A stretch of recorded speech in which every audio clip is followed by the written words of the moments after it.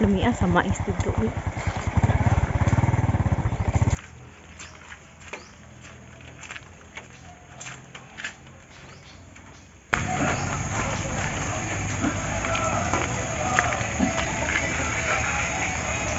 So mga kagapo, pumunta tayo dito ngayon sa piggery ni Mama dahil maglinis tayo ng kulungan dahil bumili tayo ng mga biik. So inisin muna natin yung mga kulungan nila sa kailang tirahan. Tama?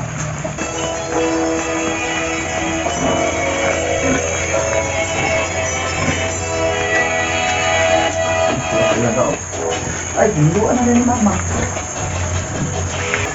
So ito yung kulungan ng ating mga bagong gate, mga gapo. Nilinisan na pala ni Mama dito, mga gapo. Dito tayo, pasok. So ayan. Dito tayo, mga gapo. Medyo malaki-laki ito. Kaya ito mga 10. Dahil pang lechon lang yung target natin sa ating mga alagang gate ngayon. So ayan, mga gapo, no. Maglilinis sana tayo, kaso lang nilinisan na ni Mama, no. Okay kayo, mga gapo. So next video ipapakita natin sa pagkuha ng bake, no? Dahil i-deliver ito ng seller, no, dito.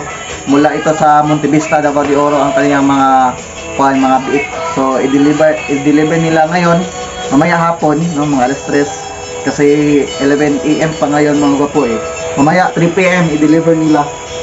So, mga 8 kilos pataas daw yung mga biik niya dahil hindi niya i-dispose pag hindi aabot ng 8 kilos. So, maganda. Tingnan lang natin, mga gapo, sa next video, no?